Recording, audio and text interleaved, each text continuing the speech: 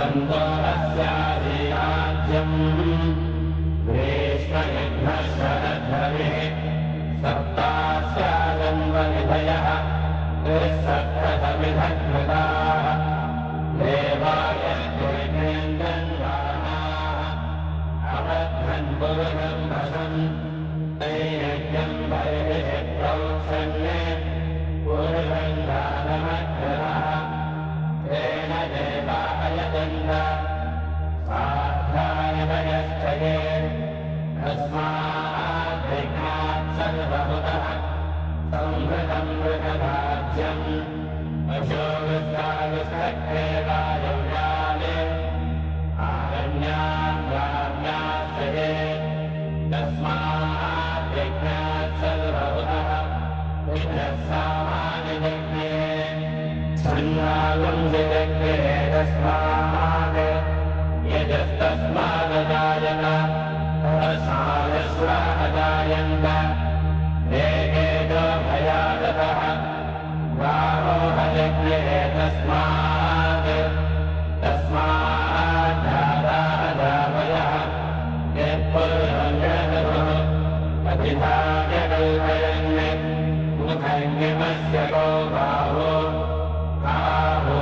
बालामुच्छेदे ब्राह्मणोऽस्य मुखमासीत् बाहोरान्यकृतः पूर्वतरस्य यद्वैश्यः अध्यात्मं श्रोत्रो अजायत चन्द्रमा मनसो जातः चक्षुः अजायत मुखादिन्द्रश्चाग्निश्च प्राणात् वायुरजायत आभ्य आसीदन्तरिक्षम् शेषाद्यौ समवर्तत पद्भाम्भो निर्दिशश्रोत्रात् तथा लोकागुम् न कल्पयन् वेदाहमेतम् पुरुषम् महान्तम् आदित्यवर्णम् तमसत्कृतारे सर्वाणि रूपाणि विचित्य धीरः नामानि कृत्वा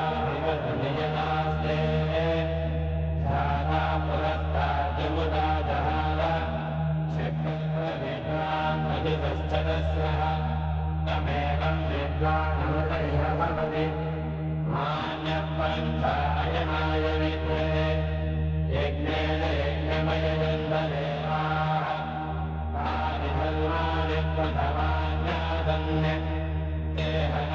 महिमानस्य चन्दे यत्र पूर्वे साध्याः सन्ति देवाः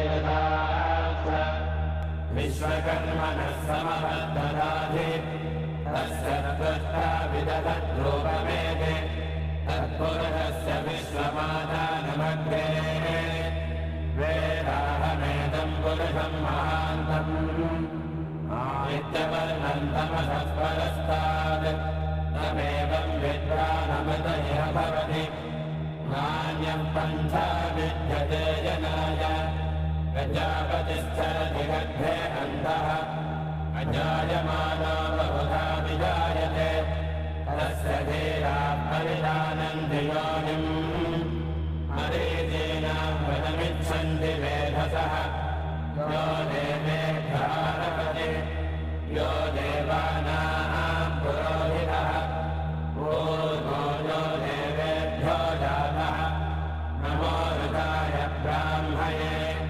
ऋतम् ब्राह्मम् जनयन्तः देवा अग्रे तदब्रुवन् यस्यैवम् ब्राह्मणो विद्यात् तस्य देवा असंवसे ह्रीष्यते लक्ष्मीस्तपत्न्यो अहोरात्रे पार्श्वे नक्षत्राणि रूपम् अश्विनौ यात्रम् इत्रम् मनिरान अमुम् मनिरान सर्वम् मनिरान ॐ शान्ति शान्तिः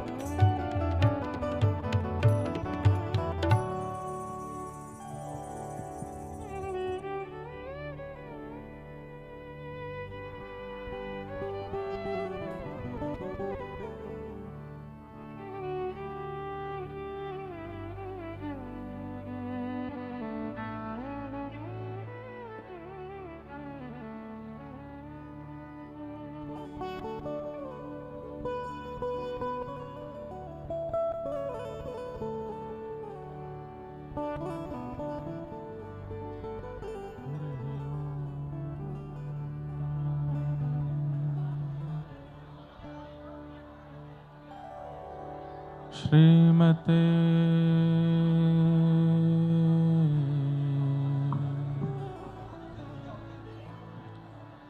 रामानुजाय नमः। ध्येयं सदा परिभवग्नमविष्टदोहम् तीर्थास्पदं शिवविरञ्चनुतं शरण्यम् भृत्यार्थिहं प्रणतपालभवाब्धिपूतम् वन्दे महापुरुषते चरणारविन्दम्। अस्ति स्वस्तरुणीकराग्रविगलत्कल्पप्रसूनाप्लुतम् वस्तु प्रस्तुतवेणुनादलहरी निर्वाणनिर्व्याकुलम् स्रस्तनिबद्धने विविलसति गोपी सहस्राव्रतम् हस्तन्यस्तनतापवर्गमखिलो दारं किशोराकृति कृष्णत्वदीयपदपङ्कजपञ्जरान्ते अद्यैव मे विशतु मानसराजहंस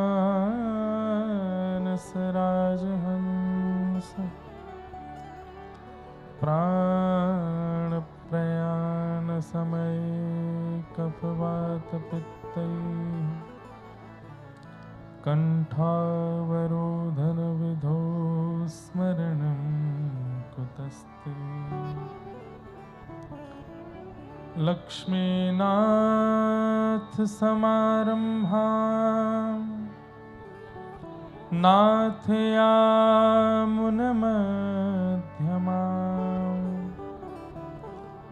अस्मदाचार्यपर्यन्तां वन्दे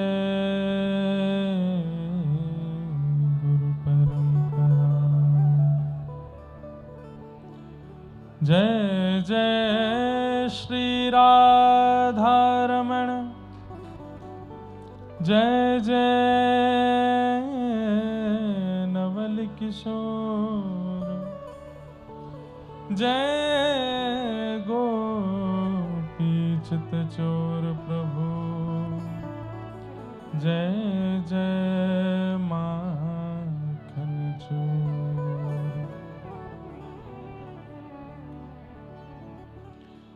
श्रीमन्नारायण नारायण नारायण श्रीमन्नारायण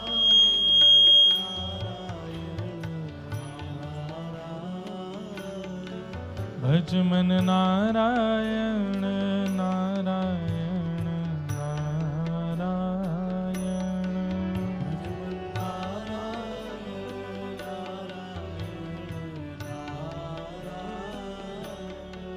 श्रीमन्नारायण नारायण नारायण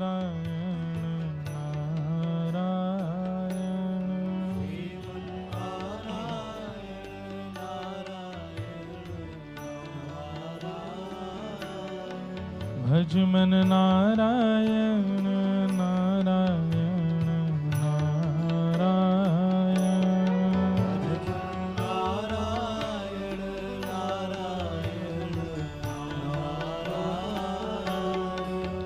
श्रीमन्नारायण नारायण नारायण श्रीमन्नारायण नारायण नारायण भज मन नारायण नारायण नारायण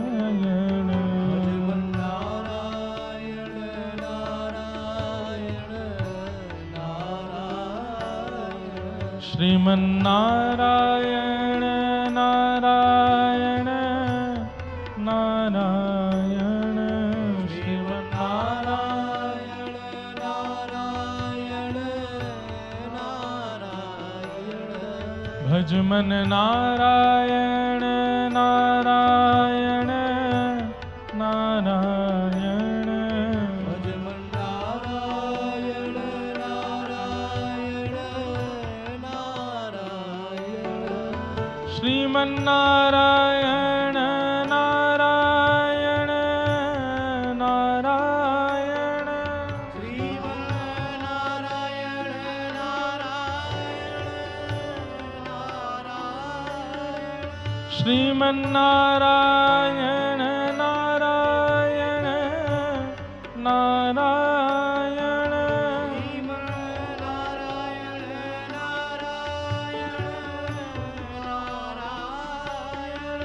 श्रीमन्नारायण श्रीमन्नारायण नारायण नारायण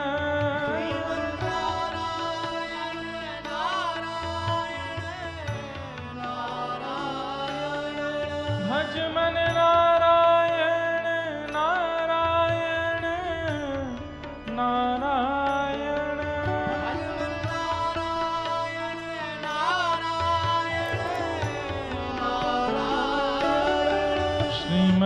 श्रीमन्नारायण नारायण नारायण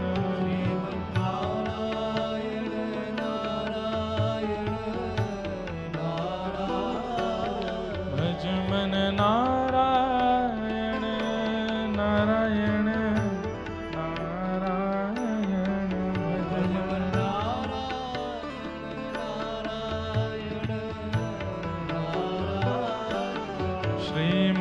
श्रीमन्नारायण नारायण नारायण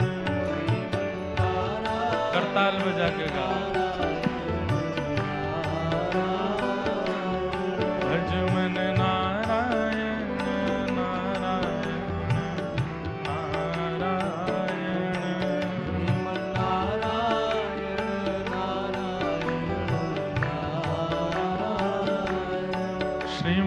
श्रीमन्नारायण नारायण नारायण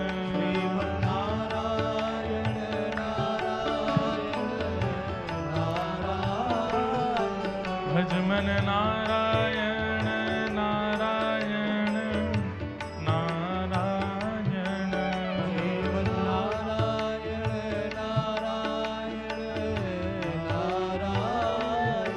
श्रीमन्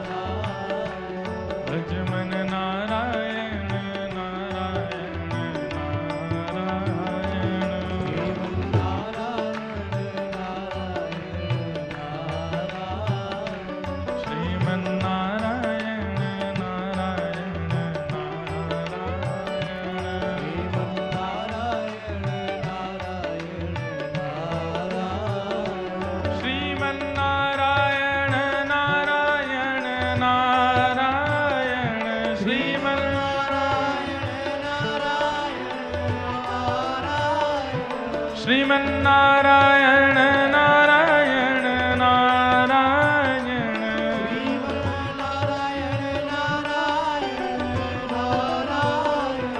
मुक्ति नारायण नारायण नारायण मुक्ति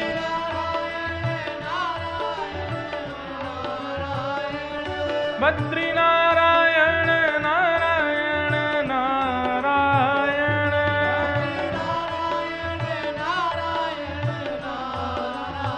हो श्रीमन्नारायण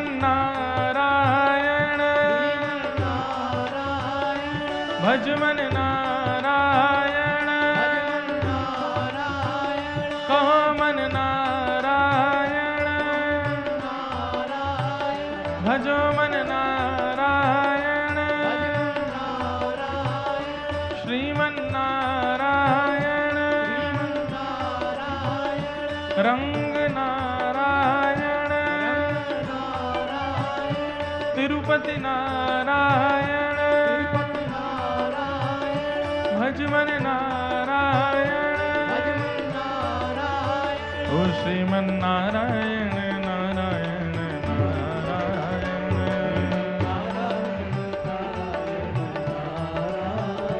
भजमन नारायण नारायण नारायण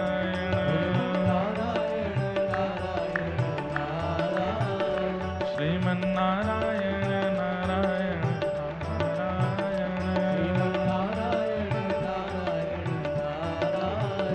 श्रीमन्नारायण नारायण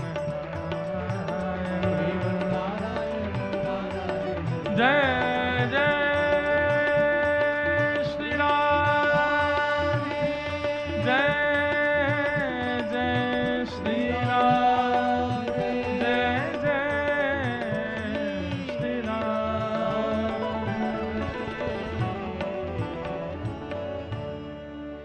श्री वृंदावन बिहारी लाल की श्री राधा रमण लाल की श्री राधा वल्लभ लाल की प्यारे श्री राधा गिरधर लाल की श्रीमद्भागवत महापुराण की श्री सुखदेव जी महाराज की श्री परीक्षित जी महाराज की श्री वेदव्यास भगवान की भाष्यकार शेषावतार श्री रामानुस्वामी जी महाराज की जगन्नाथ महाप्रभु की बलभद्र सुभद्रा मैया की नीलाचल धाम की नील चक्र की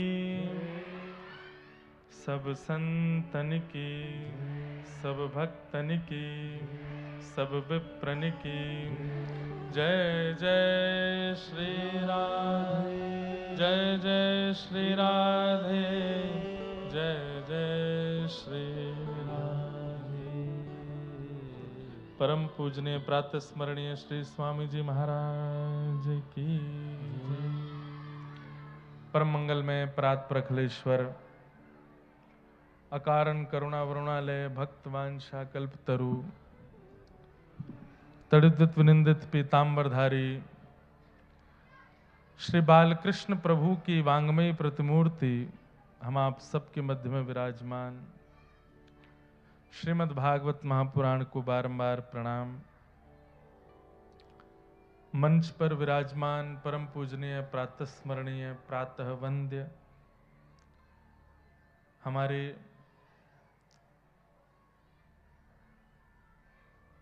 गुरु परंपरा के संवाहक एवं हमारे परम पूजनीय प्रातः स्मरणीय श्री दादा गुरुदेव उनके परम कृपा पात्र परम पूजनीय श्री स्वामी जी महाराज को बारंबार प्रणाम। जिनकी परम वात्सल्यमयी कृपा दृष्टि दास के ऊपर सदा बनी रहती है, ऐसे हमारे पूज्य महाराज जी जिनके पावन सानिध्य में और जिन्हीं के पावन सत्संकल्प से श्री रंगनाथ मंदिर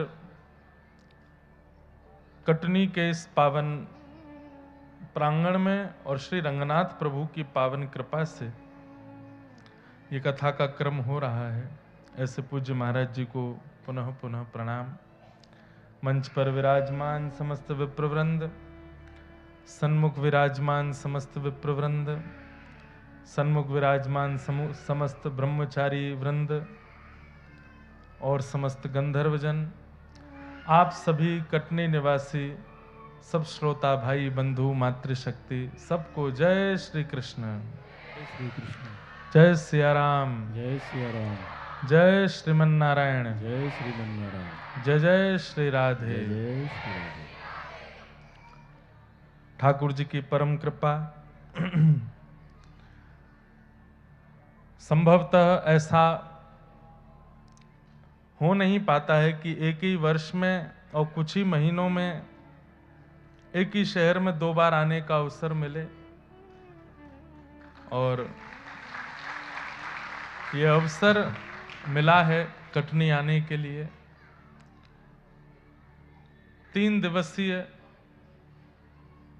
दिवसीय पूर्व एक सत्र हुआ भक्त चरित्र का, जिसमें हमने बड़े आनंद के साथ भक्त चरित्र सुने थे। और उसके बाद अब यह अवसर प्राप्त हुआ है कि पूज्य स्वामी जी के पावन सानिध्य में, रंगनाथ मंदिर के पावन प्रांगण में हम आप सब लोग कटनी में अब 7 दिन तक श्रीमद् भागवत की मधुरतम कथा का श्रवण लाभ प्राप्त करेंगे।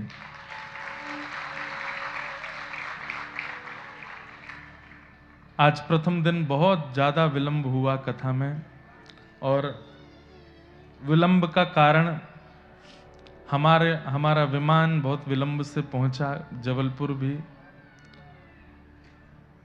भागते दौड़ते जैसे भी करके यहाँ पहुंचे। कलश यात्रा हुई। आज बहुत माताएं बहनें सुबह से प्रतीक्षा भी कर रही थीं, परंतु अब प्रारंभ जब ठाकुर जी को मंगल द्योतक लगता है तभी होता है। ठाकुर जी को शायद जो समय निश्चित था उसी समय पर आज का क्रम प्रारंभ हुआ। शुभ मुहूर्त वही है जिस दिन राम जी राजा बन जाएं, जिस समय भागवत जी आकर के व्यास मंच पर बैठ जाएं, व्यास जी आकर के बैठ जाएं, वही शुभ मुहूर्त है। लेकिन कल से कथा का समय वही है जो सब जगह निश्चित है, 3 बजे से। अब बाकी तो आप लोगों के आने पर निर्भर करता है। आप लोग विलंब से आएंगे तो फिर विलंब से कथा बढ़ेगी, लेकिन हम यहाँ ऐसा नहीं करेंगे। वैसे तो हम सब जगह पहले ही पहुंच जाते हैं लोग, पर यहाँ हम कथा श्री रंगनाथ भगवान को और श्री पूज्य महाराज जी को सुनाने के लिए आए हैं। तो इसलिए कोई अगर समय से विलंब भी आएगा तो हमें कोई अतिशयोक्ति नहीं। हमारे श्रोता तो हमारे संग ही आवेंगे, हमारे श्रोता तो महाराज जी हैं, जिनकी गोद में हमें खेलने का अवसर मिला है, जिनके पावन कर कमलों से हम आज कुछ कह पा रहे हैं, जिनके पावन कर कमलों से हमको आशीष प्राप्त हुआ है। ऐसे पूज्य स्वामी जी महाराज परम कृपालु, परम दयालु, और हमारे प्रति महाराज जी सबके लिए महाराज जी हैं, पर हमारी मैया के तरह हैं। माँ के समान दुलार महाराज जी हमसे करते हैं। जैसे एक माँ का स्नेह होता है, माँ का वात्सल्य होता है। कौन कहता है कि वात्सल्य केवल मातृचित्त में होता है? मातृचित्त में वात्सल्य होता है, इस बात की प्रसिद्धि है। परंतु जब आचार्य चरण ठाकुर जी का कैंकर्य करते हैं ना, तो वही वात्सल्य जो माताओं के चित्त में होता है, वो ठाकुर जी कृपा करके अपने कैंकर्य करने वाले आचार्यों के चित्त में भी वैसा ही वात्सल्य दे देते हैं।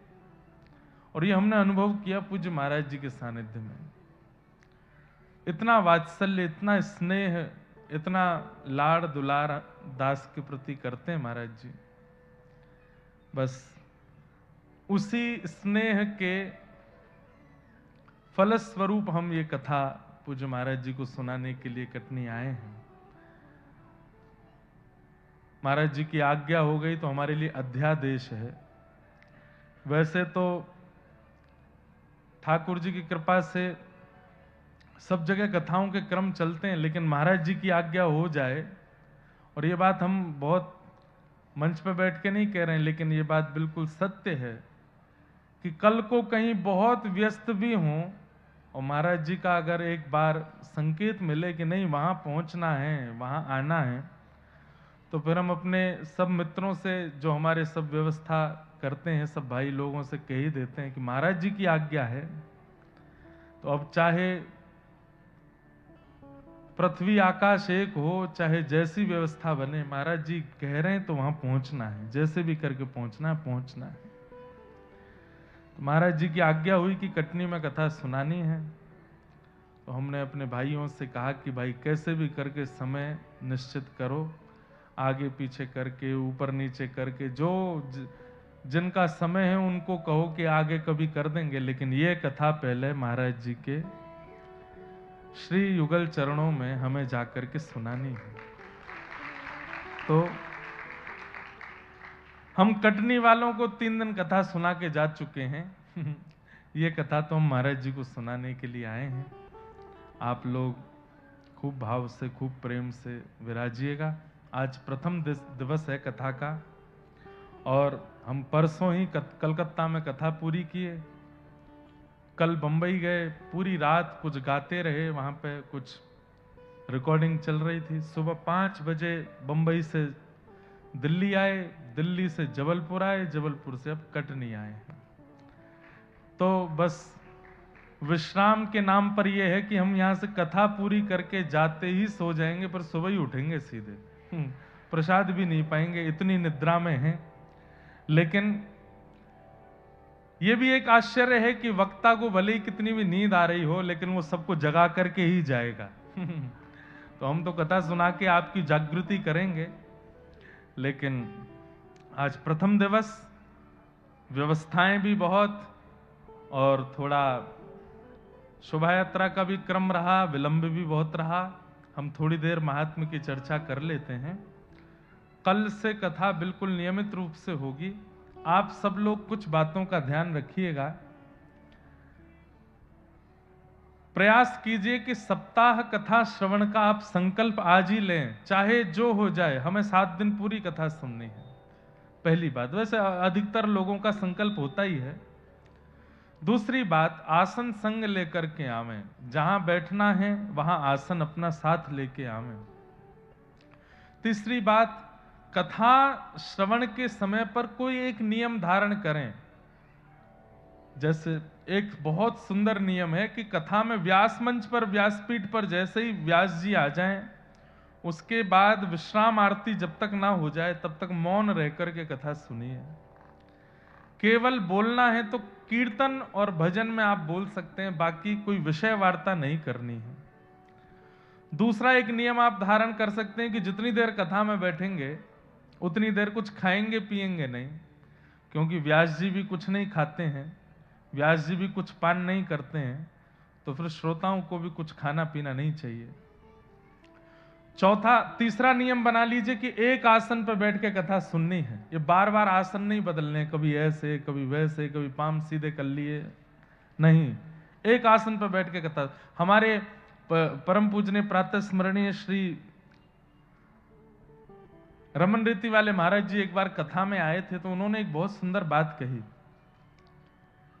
कि वक्ता जो शब्द बोलता है, वक्ता जो कथा सुनाता है, वह शब्द सामवेद के अंतर्गत आता है। सामवेद ध्वनि युक्त होता है। बहुत ध्यान से सुनिएगा। ऋग्वेद, यजुर्वेद, सामवेद, अथर्ववेद, उसमें सामवेद, ये जो स्वर हैं हमारे पास, जो हम थोड़ा भी बोल के समय गाते हैं, या गाना नहीं भी आता तो आप केवल जो स्वर प्रकट करते हैं मुखमंडल से, वो स्वर सामवेद के अंतर्गत आता है। और सामवेद गरुण जी की पंखों से प्रकट होता है। जब गरुण जी आकाश में उड़ते हैं, तब गरुण जी के पंख जब वायुमंडल का स्पर्श करते हैं, तो जो ध्वनि प्रकट होती है वो सामवेद है। और श्री गरुण जी तभी उड़ते हैं जब पीठ पर शंख चक्र गदा पद्मधारी नारायण बैठे हैं। इसका मतलब क्या है? महाराज जी बोले कि जब वक्ता बोलता है तो उसके शब्द सामवेद हैं, और सामवेद गरुड़ जी के पंख से प्रकट होते हैं, और गरुड़ जी तब तक नहीं उड़ते जब तक ठाकुर जी नहीं हो। तो इसका मतलब वक्ता जो बोल रहा है उसके मुख से साक्षात गरुड़ जी ठाकुर जी को लेकर के उड़े हैं। अब ठाकुर जी को लेकर के गरुड़ जी वक्ता के मुख से प्रकट हुए हैं, तो गरुड़ जी उड़े हैं तो कहीं तो बैठेंगे। तो फिर सामने बैठे हुए श्रोताओं को देखते हैं, जो एकाग्र चित्त करके एक आसन में बिल्कुल सीधा बैठा हो और एक एक शब्द श्रवण कर रहा हो, उसी के कर्ण रंध्र से गरुड़ जी ठाकुर जी को लेकर के उसके चित्त में विराजमान हो जाते हैं। लेकिन अब श्रोता बैठा है कैसे? अब श्रोता, सोफा वाले बुरा नहीं मानना, सोफा और कुर्सी वाले आप लोग बुरा नहीं मानना, पर जैसे कुर्सी सोफा पे भी बैठे हैं तो सीधे बैठे हैं तो कोई दिक्कत नहीं। अब टेक लगा के बैठे हैं, थोड़ी पे हाथ धर के बैठे हैं, थोड़ी नींद सी आ रही है, कुछ खा रहे हैं पी रहे हैं, तो गरुड़ जी फिर उनके पास नहीं जाते। या कोई बहुत आसन अस्त व्यस्त करके बैठा हो, गरुड़ जी उसके पास भी नहीं जाते। लेकिन जो बिल्कुल सावधानी पूर्वक कथा का श्रवण कर रहा है, एक चित्त होकर के एक आसन में बैठ करके कथा सुन रहा है, भाई गली यदि बहुत टेढ़ी मेढ़ी होगी तो ड्राइवर गाड़ी नहीं घुसाएगा, मालिक को कह देगा कि यहीं उतर जाइए, अंदर गाड़ी नहीं जा सकती। ऐसे ही ये कर्ण रूपी रास्ता है।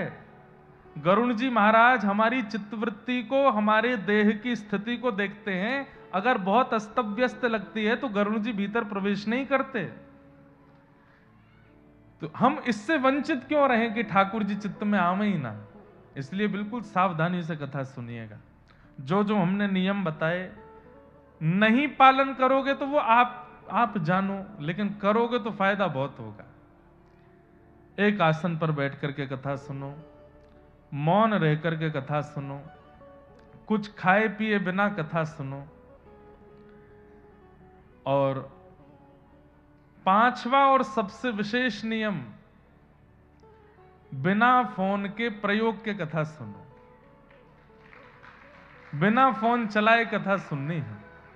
ये फोन वो लोग चलाएं जो कथा में यहां स्पष्ट प्रत्यक्ष नहीं आ पाए, पर जो लोग प्रत्यक्ष आए हैं वो लोग प्रयास करें कि फोटो और वीडियो भी जो कैप्चर करनी है वो यहां हो, वो सदा चित्त में हो, कि रात में स्वप्न में भी वही चित्रण दिखाई दे जो कथा में अनुभव किया था। आपको मोबाइल फोन में फोटो वीडियो, आजकल हम इससे बहुत परेशान हो गए फोन से, क्योंकि हमको जहां भी लोग मिल जाते हैं बिना फोटो खिंचाए छोड़ते नहीं। और फोटो खींचने के चक्कर में कोई कंधा पे हाथ धर देता है, कोई यहां पकड़ लेता है, कोई खींच लेता है, बोले खड़े एक फोटो खिंचवा के जाओ महाराज जी। हमको लगता है कि बिना फोटो के हमारी कोई वैल्यू ही नहीं है। अरे तो मिले हो, दो शब्द कुछ बात कर लो, अच्छी कोई चर्चा कर लो। तो इसलिए हमारी प्रार्थना, ये 5 नियमों का पालन कीजिएगा। आसन संग लेकर के आइएगा, मौन धारण करिएगा, एक आसन पर बैठिएगा, कुछ खाए पिए बिना कथा श्रवण कीजिएगा, और बिना मोबाइल के प्रयोग के कथा श्रवण कीजिएगा। और छठवां एक नियम और है, सोइएगा मत कथा में आके, क्योंकि ये बहुत सहजता है। संपूर्ण व्यवस्था होने के बाद में भी घर पर व्यक्ति को नींद नहीं आती बिना दवाई लिए, पर कथा का प्रांगण ऐसा है।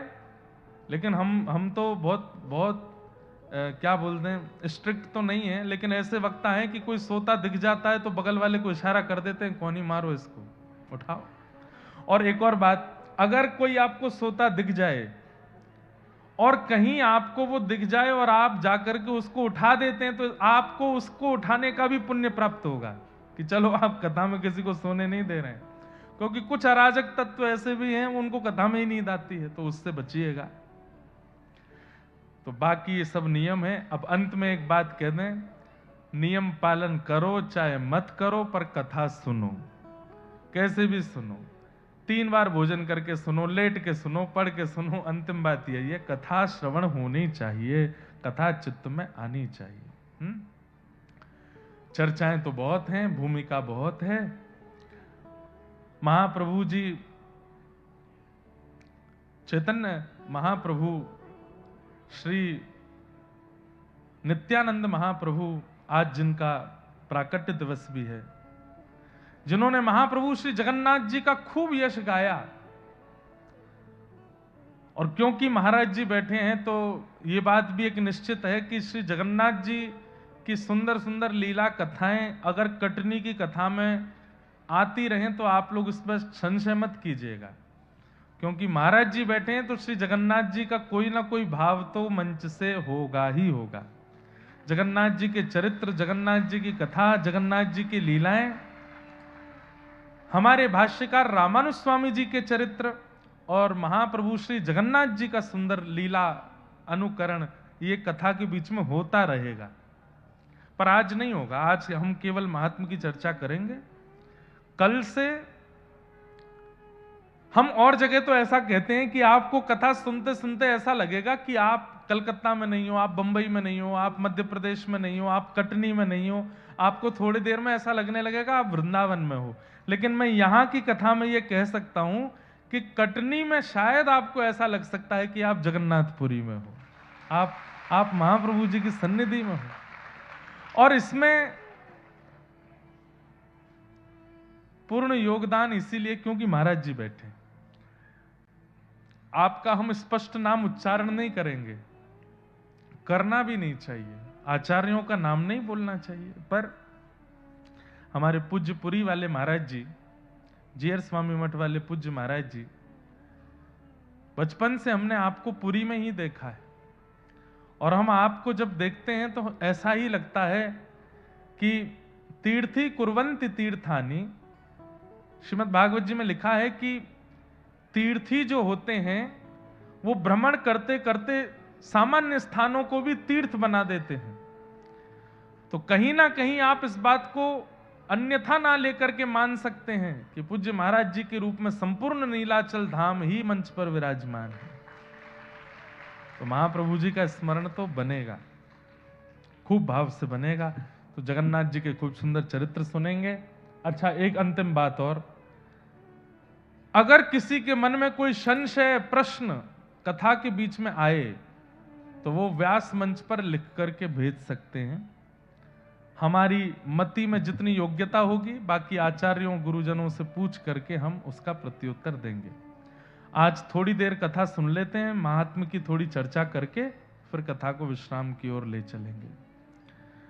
बोलो वृंदावन बिहारी लाल की जय।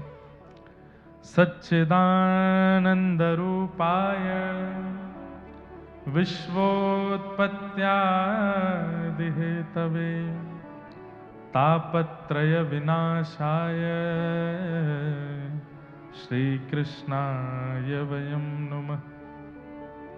यं प्रव्रजन्तमनुपेतमपेतकृत्यं द्वैपायनो विरह कातर्या जुहाव पुत्रेति तन्मयतया तरवो विनेदु स्तं सर्वभूतहृदयं मुनिमानतोऽस्मि। सच्चिदानंद रूपाय, भगवान के 3 रूप बताए गए हैं, सत्य, चैतन्य और आनंद। अब हमारे जगन्नाथ जी में भी 3 स्वरूप, वैसे तो 4 स्वरूप हैं, बलभद्र जी, सुभद्रा जी, महाप्रभु जगन्नाथ जी और श्री सुदर्शन जी, ये 4 स्वरूप हैं। परंतु इन तीनों में भी इन 3 भावों का दर्शन होता है। श्री बलभद्र जी सत्य स्वरूप हैं। क्यों हैं बलभद्र जी सत्य? सब लोग बहुत ध्यान से सुनिएगा। बलराम जी कौन हैं? शेषावतार हैं श्री बलराम जी महाराज, और वही शेषावतार आचार्य चरण श्री रामानुज स्वामी जी के रूप में प्रकट हुए। तो आचार्य सदैव सत्य ही होता है। आचार्य कौन? जिसको ठाकुर जी भी कभी असत्य ना कर सकें, वो आचार्य। तो सत्य, चैतन्य और आनंद, अगर इन तीनों रूपों का दर्शन करना है तो महाप्रभु जगन्नाथ जी के रूप में या फिर भागवत जी के श्रवण में, ये 3 रूपों का दर्शन हो सकता है। बलभद्र जी साक्षात सत्य हैं क्योंकि जीवाचार्य हैं, आचार्य हैं। सुभद्रा जी साक्षात चैतन्य हैं। इसलिए जगन्नाथपुरी में बलभद्र जी का भी पूर्ण दर्शन नहीं हो पाता, जगन्नाथ जी का भी पूर्ण दर्शन नहीं होता, सुभद्रा जी का पूर्ण दर्शन होता। जो लोग, आप में से कितने लोग जगन्नाथपुरी गए, हाथ ऊपर करो। लगभग सब गए हैं। दर्शन करेंगे तो महाप्रभु जगन्नाथ जी भी इतने दिखते हैं। अब गरुड़ स्तंभ के पीछे से तो बिल्कुल इतने ही दिखते हैं, बलभद्र जी भी इतने ही दिखते हैं, लेकिन सुभद्रा जी परिपूर्ण दिखती हैं।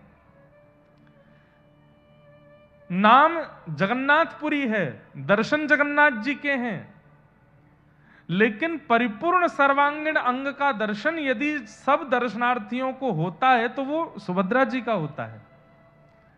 तो ये बात अगर कह दें तो इसमें कोई अतिशयोक्ति नहीं कि सुभद्रा जी का दर्शन ही प्रमाणित दर्शन है महाप्रभु जगन्नाथ जी के सुंदर मंदिर में, क्योंकि उन्हीं का ही परिपूर्ण दर्शन होता है, वही चैतन्य है। बलभद्र जी का और श्री ठाकुर जी का दोनों के दर्शन का परिपूर्ण फल सुभद्रा जी के दर्शन से प्राप्त हो जाता है, वो चैतन्य।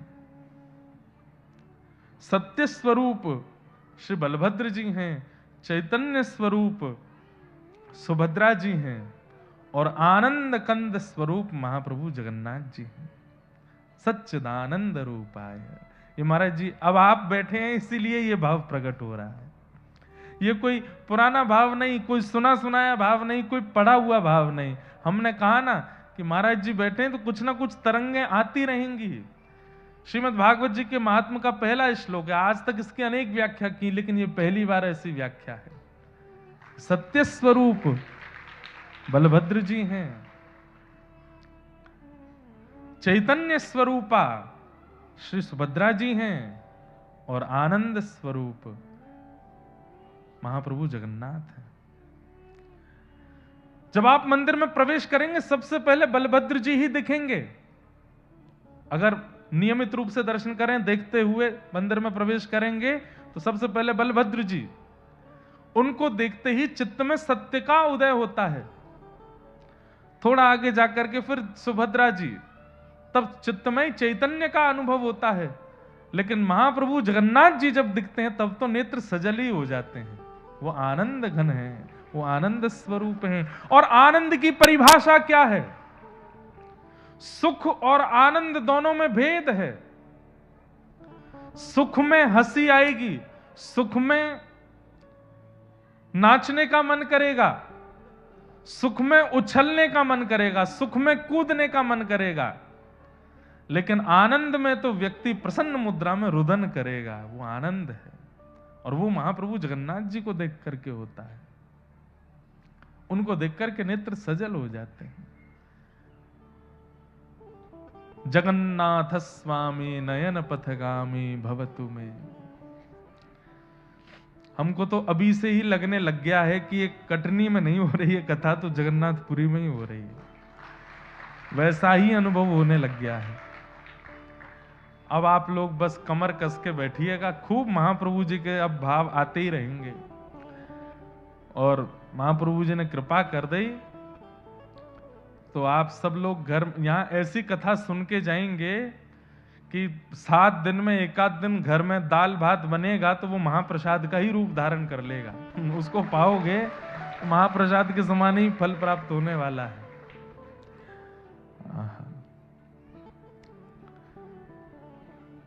विश्वोत्पत्त्यादि हेतवे, विश्व की उत्पत्ति करना, पालन करना और संहार करना। अब यहां पर भी तीनों की क्रिया दिखाई देती है। महाप्रभु जगन्नाथ जी, अभी तक हम लोग बलभद्र जी, सुभद्रा जी, जगन्नाथ जी ऐसे सुन रहे थे। अब अगली पंक्ति ऐसे सुनो। उत्पत्ति कौन करता है सृष्टि की? महाप्रभु जगन्नाथ जी करते हैं। पालन कौन करता है? पालन मां ही करती है, सुभद्रा जी मां है। तो उत्पत्ति करता जगन्नाथ, पालन करता मां तो सुभद्रा जी, और संहार करता हल मूसल वाले श्री बलभद्र जी, वही संहार करते हैं। तापत्रय विनाशाय, त्रिविध तापों को जो विनाश करते हैं, आदिदैविक आदि भौतिक आध्यात्मिक तापों को जो विनाश करते हैं, ऐसे श्री कृष्णाय वयम नमः, ऐसे श्री कृष्ण को हम बारंबार प्रणाम करते हैं। बंधुओं, आज महात्म की कथा है। महात्म का मतलब क्या होता है? महत्व। श्रीमद् भागवत जी का महत्व क्या है? मैं महात्म के कुछ श्लोकों का वाचन करके सूक्ष्म भाव से उसको आपको समझा देता हूं। 88,000 सौनिकादि ऋषि नैमिषारण्य क्षेत्र में बैठे थे। अभी यहां 6 तारीख को कथा विश्राम करेंगे, 7 तारीख से फिर व्रज में एक स्थान है, वहां कथा है, फिर 16 तारीख से नैमिषारण्य में ही कथा है, और नैमिषारण्य में भी हमारे पूज्य महाराज जी का स्थान है, वहां पे तब भी जाएंगे दर्शन करने। नैमिषारण्य 88,000 सौनिकादि ऋषि बैठे हैं। किस लिए बैठे हैं? मानव कल्याण की चिंता से बैठे हैं। एक बात बंधुओं बहुत सावधानी से सुनिएगा, हमारा आपका कल्याण हो इसकी चिंता हम लोगों को नहीं होती, इसकी चिंता महापुरुषों को ही होती है। ये कथा कराने का औचित्य क्या है? मंदिर बनाने का औचित्य क्या है? इतने बड़े बड़े आश्रमों में अनुष्ठान कराने का, महाप्रसाद पवाने का, इन सब का औचित्य क्या है? ताकि इन सब में सम्मिलित होकर आपका उद्धार हो सके, आपका कल्याण हो सके। वे तो अपना कल्याण कर ही रहे हैं, नाम जप करके, भजन करके, साधन करके वे तो अपना कल्याण कर ही रहे हैं, पर आपका कल्याण कैसे होगा? तब ऐसे महापुरुष प्रयास करते हैं, नगर में जाके भाई यहाँ पे एक अनुष्ठान करो, यहाँ पे एक कथा का क्रम कराओ, गौ सेवा करो, तुम सब लोग उसमें अपनी अपनी सहभागिता व्यक्त करो, धन से, मन से, तन से लगो अनुष्ठान में, ताकि आपका कल्याण हो सके। हमारे कल्याण की विचार संत ही करते हैं, और आज से नहीं, अनादिकाल से कर रहे हैं। 88,000 सौनिकादि ऋषियों ने जाकर के ये चिंता व्यक्त की कि इस कलिकाल में मानव का कल्याण कैसे होगा। अच्छा, एक प्रश्न करें हम। प्रश्न कर रहा हूं मैं, पर उत्तर मुझे मत दीजिएगा, उत्तर आप अपने आप को ही दीजिएगा। प्रश्न क्या है? मानव कल्याण किसे कहते हैं? मेरा कल्याण किस में है? इसका उत्तर अपने आप को ही दीजिए कि हमारा कल्याण किस में है। लोग मानते हैं कि धनवान होना कल्याण है, ऐश्वर्यवान होना कल्याण है, संपत्तिवान होना कल्याण है, नाम प्रतिष्ठा यश वैभव कीर्तिवान होना कल्याण है। आप कहोगे नहीं, अभी यहां पे मना करोगे, लेकिन यहां से निकलते सब भागते इसी के पीछे हैं, धन के पीछे, ऐश्वर्य के पीछे, नाम के पीछे, प्रतिष्ठा के पीछे, वैभव के पीछे। यह कल्याण का मार्ग नहीं। कई लोग उत्तर यह भी दे रहे होंगे अपने आप को कि कल्याण का मतलब स्वर्ग की प्राप्ति, वैकुंठ की प्राप्ति, नारायण हरि की प्राप्ति। तो ये बहुत बाद का विषय आपने पकड़ लिया। अभी जीवित अवस्था में अगर मैं कह दूं कि कल के कल आपका कल्याण होना चाहिए, तो उस कल्याण को आप किस रूप में लोगे? कई लोग कहेंगे कि गुरुजी प्राप्त हो जाएं वो कल्याण है, हम ब्रजवास कर लें वो कल्याण है, जगन्नाथपुरी चले जाएं वो कल्याण है। सब कर रहे हैं आज की डेट में, इसमें कोई बड़ी बात नहीं है। कल्याण है क्या? हमारा मन ठाकुर जी का स्मरण करे, ये सामान्य बात हो गई है। आजकल सब लोग ठाकुर जी का स्मरण करते हैं, पर हमारी किसी क्रिया, हमारे किसी विचार और हमारे स्वभाव से प्रसन्न होके ठाकुर जी हमारा स्मरण करें, ये हमारा कल्याण है, ये हमारा कल्याण है। मेरा सुमिरन हरि करें। अब भक्ति की परिभाषा थोड़ी बदलनी है। मैं हरि का सुमिरन करूं, ये तो बहुत समय से चला आया है, पर भक्ति ऐसी हो कि मेरा सुमिरन हरि करें, मेरा स्मरण ठाकुर जी कर रहे हैं। महाप्रभु जगन्नाथ जी के परम भक्त हुए श्री माधवदास जी महाराज, उनके मन में इच्छा हुई कि मैं जगन्नाथपुरी से अब व्रज की यात्रा करने जाऊं। तो महाप्रभु जी से जब आज्ञा लेने के लिए गए, जगन्नाथ जी से जाकर के कहा कि हे जगन्नाथ जी, मैं व्रज यात्रा पर जा रहा हूं, मैं वृंदावन यात्रा पर जा रहा हूं। जैसे ही उन्होंने कहा मैं वृंदावन जा रहा हूं, तो श्री महाप्रभु जगन्नाथ जी व्याकुल हो गए, जैसे कोई एक बालक छटपटा जाता है, जैसे देखता है कि मेरे पिताजी बाइक पे बैठ गए, गाड़ी में बैठ गए, अभी ये बाहर घूमने जा रहे हैं, तो बालक छटपटा जाता है, ऐसे ठाकुर जी छटपटाने लगे और माधवदास जी से बोले, हे माधव, तू वृंदावन क्यों जा रहा है? मैं बैठा तो हूं यहां पे, मैं तेरे सामने बैठा हूं, तुझसे बात करता हूं, तेरे साथ आनंद करता हूं, फिर भी तुझे व्रज जाने की आवश्यकता क्यों है? तू मत जाना, मेरा मन कैसे लगेगा? मेरी दृष्टि में यह कल्याण है।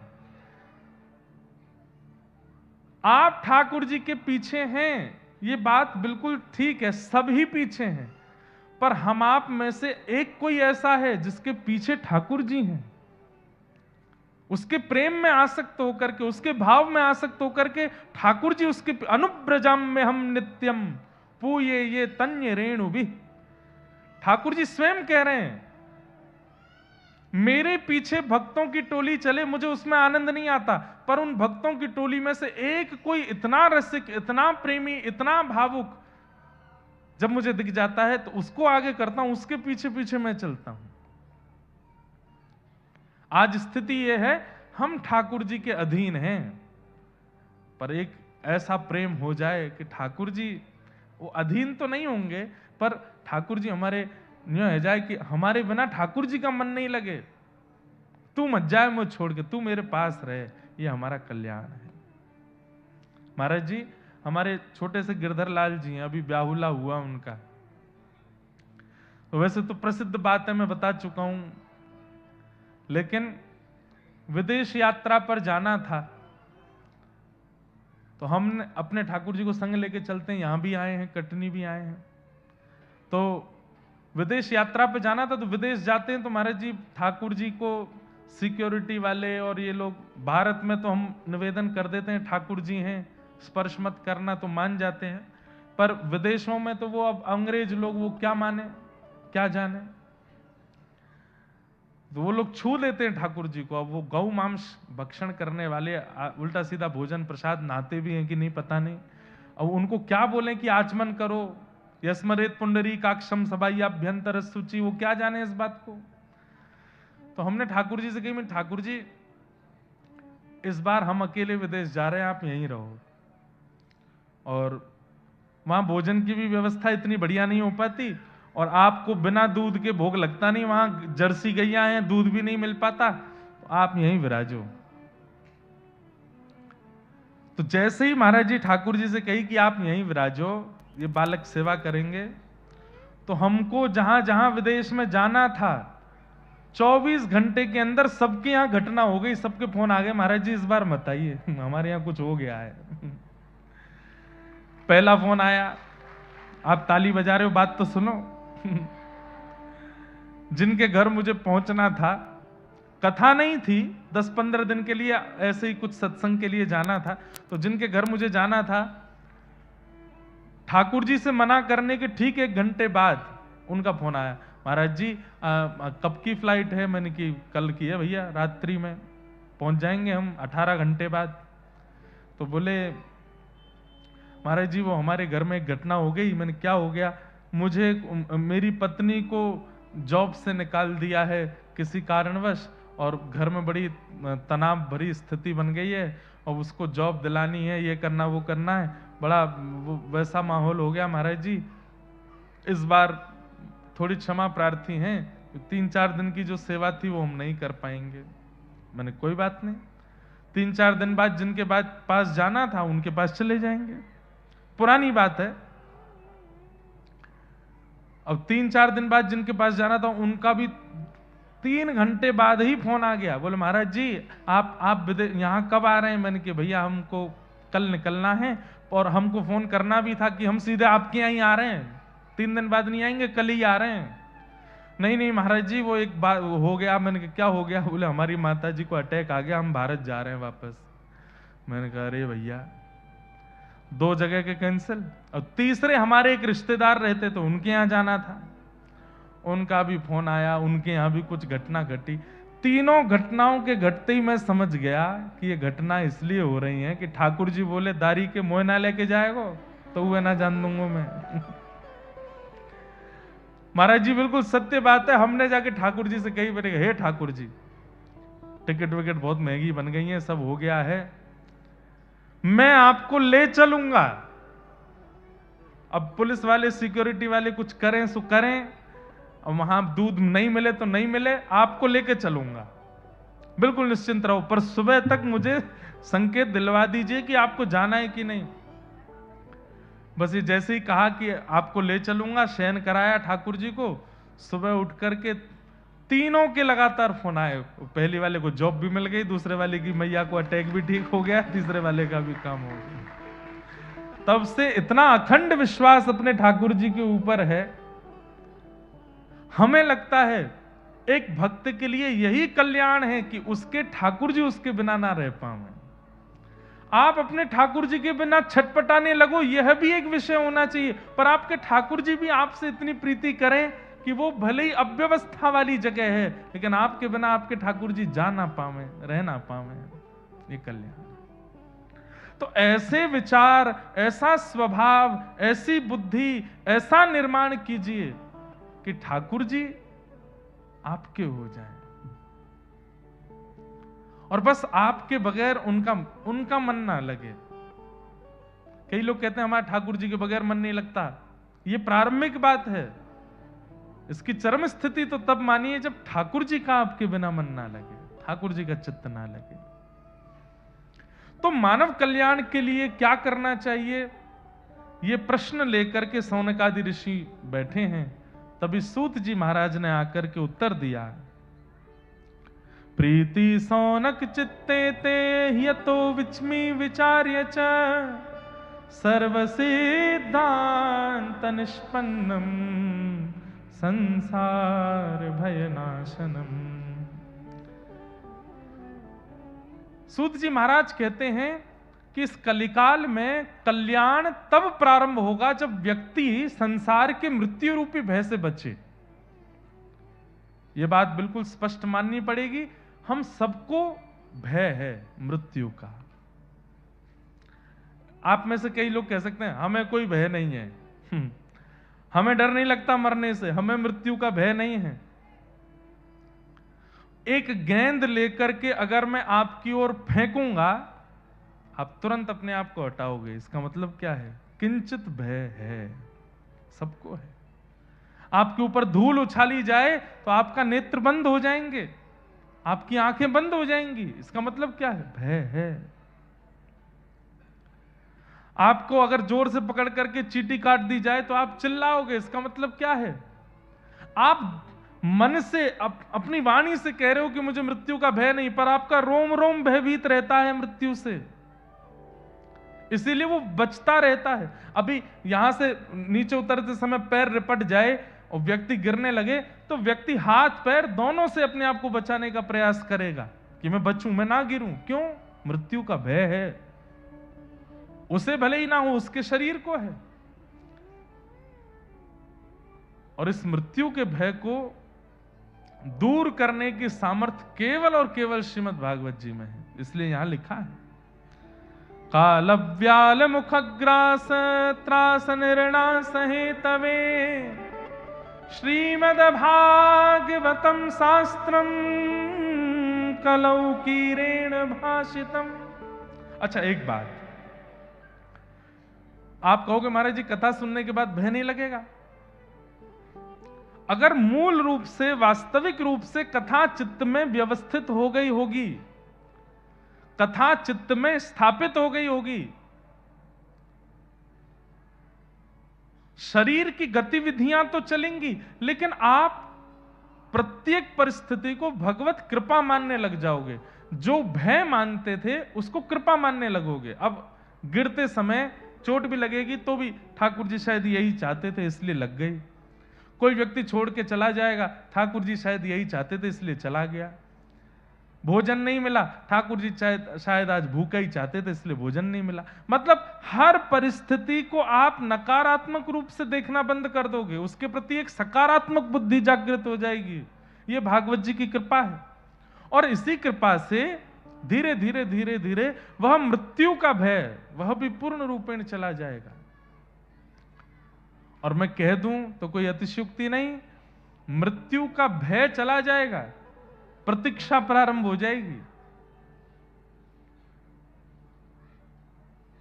अब हमें प्रियतम से मिलना है, अब हमें श्याम सुंदर से मिलना है, ठाकुर जी से मिलना है, यह प्रारंभ हो जाएगा। इसलिए श्रीमद् भागवतम शास्त्रम कलौ कीरेण भाषितम, मानव कल्याण यदि करवाना चाहते हैं कलिकाल में तो श्रीमद् भागवत शास्त्र है। तब प्रश्न किया कि इस भागवत शास्त्र को किसने सुनाया, किसने सुना, इसका कोई प्रमाण है?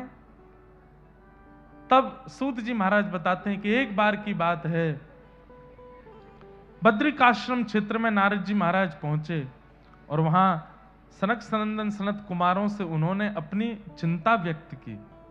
क्या चिंता? अहम तुम पृथ्वीं यातो ज्ञात्वा सर्वोत्तमामिति, पुष्करम च प्रयागम च काशी गोदावरी तथा हरिक्षेत्रे कुरुक्षेत्रे श्रीरंगम सेतुबंधनम एवमादिषु तीर्थेषु ब्रह्ममाणे तस्तत। नारद जी महाराज कह रहे हैं कि मैं पृथ्वी के, महाराज जी यहां पे एक प्रश्न मुझसे किसी ने किया कि नारद जी महाराज ने पुष्करम च प्रयागम च काशी गोदावरी तथा हरिक्षेत्रे कुरुक्षेत्रे सारे तीर्थों के नाम क्यों बोले? नारद जी ने यहां यह क्यों नहीं कहा कि मैं बंबई गया, मैं कलकत्ता गया, मैं दिल्ली गया, मैं चेन्नई गया, मद्रास गया? तीर्थों के नाम बोले और तीर्थों के नाम बोल करके नारद जी कह रहे हैं कि वहां मैंने बहुत विचित्रता देखी। तो हमारे मन में एक उत्तर आया कि नारद जी महाराज कह रहे हैं, बोले परम पवित्र तीर्थों की स्थिति सुन लो, सामान्य नगरों की स्थिति क्या होगी इसका अनुमान खुद लगा लेना। परम पवित्र स्थानों की स्थिति जब ये बन चुकी है तो सामान्य नगरियों की स्थिति क्या होगी ये तुम अनुमान खुद लगा लेना। जैसे बच्चे स्कूल में कई बार, इधर देखो सावधानी से सुनो, बच्चों का रिजल्ट आता है ना, माता पिता अपने बालक से पूछते हैं, अरे क्या आया? अब वो बालक फेल हो गया है ये नहीं बताएगा कि मैं फेल हो गया, वो बोलेगा सामने वाले शर्मा जी का बेटा भी फेल हो गया। बोले उसका नहीं अपना बता, अरे वो गुप्ता जी हैं उनका बेटा भी फेल हो गया है। अरे गुप्ता जी का नहीं, तू अपना बता, अरे बुआ का बेटा पढ़ता संग वो भी फेल हो गया। अरे तेरा पूछ रहा हूं। बोले जब ये 3 हो गए फेल तो मैं कैसे बचूं? मैं भी फेल हो गया।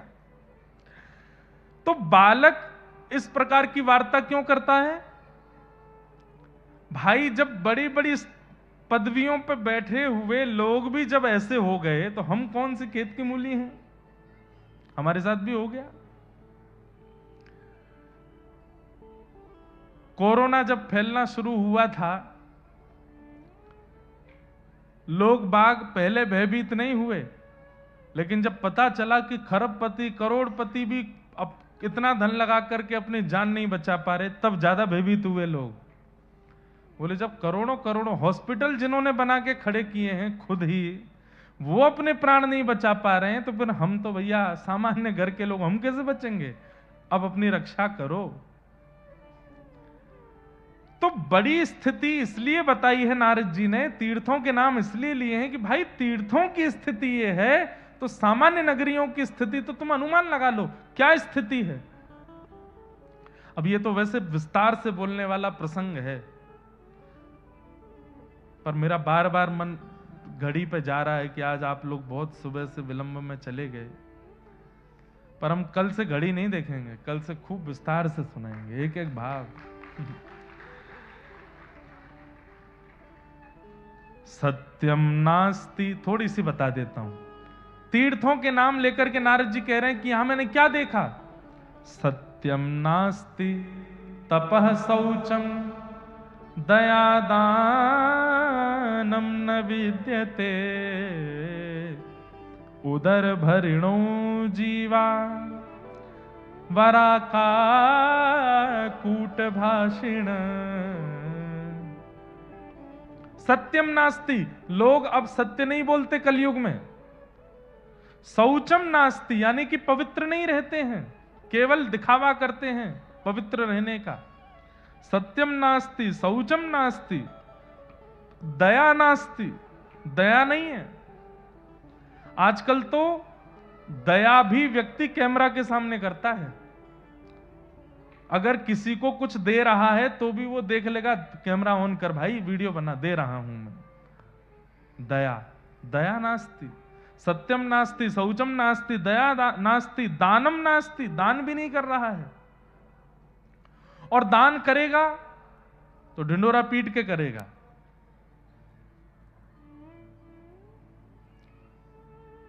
गौ दान कर दी तो बेचारे ब्राह्मण के पीछे ही पड़ गए हैं। दूध पी रहे हो कि नहीं? बोला आप पी रहे हैं। हमने ही तो दी थी, हमने ही तो दी थी। कोई आके कह दे वो हमारे घर में अनुष्ठान था, उन पंडित जी को, उनकी जो गैया है ना वो मैंने ही दी है उनको। अरे क्या जरूरत है बताने की। बंधुओं, दान करने के बाद वस्तु पर अपना अधिकार मानना, यह दान के प्रति अपराध है। दान करने के बाद उस वस्तु को आप कभी भूल करके भी ये नहीं कह सकते कि मैंने दी है, वो दान हो चुकी है, अब वो उन्हीं की है। दानम नास्ति, तो सत्यम नास्ति, तपः नास्ति, शौचम नास्ति, दानम नास्ति, दया नास्ति। और संसार में लोग कर क्या रहे हैं? नारद जी बोले उदर भरिणो जीवा, केवल पेट भरना है। उसके लिए तिलक लगाना पड़े चलेगा, उसके लिए शिखा रखनी पड़े चलेगी, उसके लिए धोती पहननी पड़े चलेगी, उसके लिए रोड पर नाचना पड़े चलेगा, उसके लिए ये कर। अरे पेट भरने के लिए क्या नहीं कर रहे हैं लोग।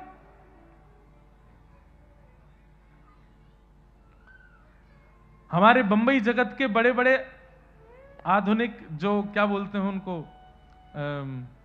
अभिनेता अभिनेत्री जन, वे स्वयं तंबाकू का ऐड करेंगे, वे स्वयं पेप्सी का और जो भी बच्चे पीते हैं ठंडी चीज उसका ऐड करेंगे और उसका करोड़ों लेते हैं और स्वयं ही नहीं खाते पीते। क्यों? उनको पता है कि इसमें दोष है। मतलब दुनिया को विष पिलाने के लिए तैयार हैं, अपने आप को लाने के, उसके बदले पैसे लेते, पर स्वयं नहीं करते क्योंकि वो जानते हैं कि ये विष है। उदर भरिणो जीवा, पेट भरना है, चाहे उसके लिए कितनों की हत्या करनी पड़े, कितनों को मारना पड़े, कितनों को नीचे दबाना पड़े, कितनों को पीछे छोड़ के आगे जाना पड़े, पेट भरना है। उदर भरिणो जीवा, इसी के लिए सब लोग कर रहे हैं काम। कभी चिंतन करके देखिएगा, ये बटुक ब्राह्मण यहां बैठे हैं और एक हमारे घर के बच्चे हैं, वो स्कूल पढ़ने के लिए जाते हैं। उसके पीछे भी केवल एक ही उपाय है कि 4-5 वर्ष से हम बालक को सिखाते हैं कि इतने योग्य बन जाओ कि कल तुम भी अपना पेट भर सको। उदर भरिणो जीवा, हम इसी के लिए उसको पढ़ा रहे हैं। ठीक है, पेट भरने के लिए शिक्षा का आना, पेट भरने के लिए व्यापार करना, ये तो एक नियम है संसार का, पर वही सर्वस्व है, ये गलत विषय है। नहीं, उसी के लिए मत कीजिए सब कुछ। मंदा सुमंद मतयो मंद भाग्यायुपद्रुता पाखंड निरता संतो विरक्ता सपरिग्रह तरुणी प्रभुता गे श्यालको बुद्धिदायक कन्या विक्रयणो लोभात दंपती नाम च कनकनम मतलब इतने अकाट्य सत्य लिखे हैं यहां पर, अगर इसका मैं हिंदी विवेचन करने लगूं तो कई लोग बुरा मान जाएंगे। इतना सत्य लिखा है यहां पर। नारद जी महाराज कहते हैं कि कलयुग के लोग कैसे हैं? बोले दीर्घ सूत्री। दीर्घ सूत्री किसको कहते हैं? जिस काम को करने में 5 मिनट लगना चाहिए उस काम को करने में 15 मिनट लगाते हैं, 20 मिनट लगाते हैं हम आप सब लोग।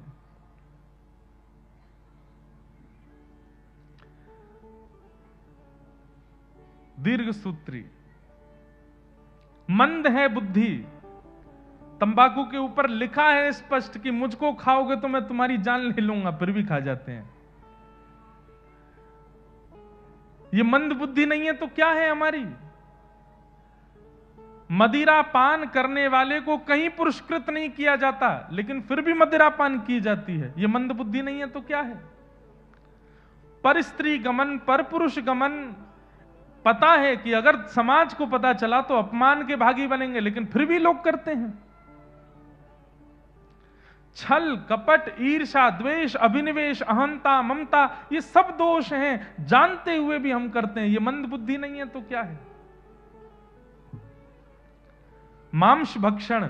पता है कि ये जीव है, ये भी प्राणी है, जीवित है, और इसका मांस है, इसके अंदर रक्त है, इसके अंदर प्राण है, फिर भी मार के खा जाते हैं। मंद बुद्धि नहीं है तो क्या है? मंदा सुमंद मतयो, और मंद भाग्या। नारद जी महाराज कह रहे हैं कि हम आप सब लोग मंद भाग्य वाले भी, हमारा भाग्य भी अच्छा नहीं है। पाखंड निरताः संतो। पाखंडियों की संख्या बढ़ती जा रही है। संत का केवल भेष रह गया है, बाकी आचार विचार नियम के रूप में बिल्कुल भी संतत्व नहीं है उनके अंदर। पाखंडी ज्यादा है कलयुग में। पाखंड निरताः संतो विरक्ता सपरिग्रह। तरुणी प्रभुता गे है। आई एम वेरी सॉरी अगर मैं ये बोलूं और आपको बुरा लगे तो। बोले घर की मालिकिन मां होनी चाहिए, घर की मालिकिन बड़ी बूढ़ी दादी या मां होनी चाहिए, पर ब्याह होने के बाद मालिकिन वही हो जाती हैं। तुम जो कहोगी वो होगा, तुम जैसे चाहोगी वैसे रहेंगे। तरुणी प्रभुता गे है। और अगली बात सुनकर के कई भाई लोग नाराज मत हो जाना। शाल को बुद्धिदायक। घर में बड़े भैया बैठे हैं लेकिन उनकी राय नहीं चलेगी, लेकिन पत्नी के भैया अगर कह दें कि जी जाजी ऐसा, अरे बेटा तू ही कह रहा है सत्य। शाल को बुद्धिदायक। साले की बुद्धि पर चलने लग गए हैं लोग। हम भी साले हैं कि निखे यूं के तो। हमारी भी 3 बहनें हैं। अब ये बातें तो यहां भागवत जी में स्पष्ट है, पर मेरे से मेरे जीजा जी राय लेते तो मैं कहता हूं मेरी नहीं मानना। भागवत जी मना कर रही हैं। हाँ ठीक है, आपके बड़े भैया आपके परिवार के लोग जब राय दे दें उसके बाद मुझसे मैं भी उसी पक्ष में बोलूं तो बात ठीक है, लेकिन हम कथा वक्ता हैं, हमको इतने लोग मानते हैं, फिर भी कथा में 4 घंटा मेरी बात माननी ही माननी है। उसके बाद जब मैं साले के रूप में हूं तब मेरी बात नहीं मानना। शाल को बुद्धिदायक करना। कलिकाल में बड़े भैया की बात मानो, कलिकाल में अपने छोटे भैया भाई लोगों की बात मानो। और कन्या विक्रयणो लोभात। विवाह नहीं होता है तो क्या होता है? सौदेबाजी होती है। विवाह कैसे होता है? कि भाई हमने अपने बच्चे को 5 साल मेहनत करा के चार्टर्ड अकाउंटेंट लगाया है और आप कह रहे हो कि 20 लाख रुपए लगाओगे बस। मतलब चार्टर्ड अकाउंटेंट की भी एक रकम है। बच्चे को ऐसे कह के बेटा तू अगर डॉक्टर बनेगा तो इतना तो लगेगा ब्याह में, तू अगर चार्टर्ड अकाउंटेंट बनेगा तो इतना लग जाएगा। और कन्या दान नहीं होता, कन्या विक्रय होता है। कन्या विक्रय। विक्रयणो लोभात दंपति नाम च कलकनम। और फिर इसी कारण से दाम्पत्य जीवन में उनके दोष चलता रहता है। बहुत सुंदर, आगे बहुत सारी बातें, सब नहीं कहूंगा। लेकिन नारद जी बोले सब जगह आश्चर्य पृथ्वी पर देखते हुए जब मैं वृंदावन पहुंचा, वृंदावनम, आहा, तब वृंदावन में मैंने क्या देखा, एक तरुणी बैठी है परम सुंदरी और उसकी गोद में 2 वृद्ध लेटे हैं। वो तरुणी कौन है, वो वृद्ध कौन है, मैं नहीं जानता, पर यह बड़ा आश्चर्यजनक था कि एक युवा कन्या की गोद में 2 वृद्ध लेटे हैं। तब मैंने उससे पूछा, और मैंने नहीं पूछा, उसने मुझे रोक करके कहा, भो साधो क्षणम तिष्ठत मत चिंतामपि नाशय, हे साधु रुक जाइए, मेरी चिंता का नाश कीजिए। मैंने कहा, देवी तुम कौन हो और तुम इतनी युवा हो, तुम्हारी गोद में वृद्ध। तब उसने कहा, अहम भक्ति ऋतिख्याता, मैं भक्ति हूं और ये मेरे 2 बेटे हैं, ज्ञान और वैराग्य। मैं युवा हूं क्योंकि सब मुझे भजते हैं, भक्ति सब करते हैं, लेकिन ज्ञान शून्य होकर के, वैराग्य शून्य होकर के करते हैं, इसलिए मेरे दोनों पुत्र वृद्ध हैं। आप सब लोग भक्त हो ना। एक पंक्ति बोलूं, पूरी आपको करनी है फिर, ठीक है?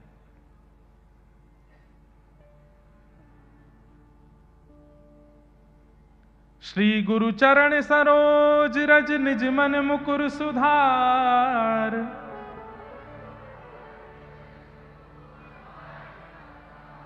बुद्धिहीन तनु जान के सुमिरौ पवन कुमार।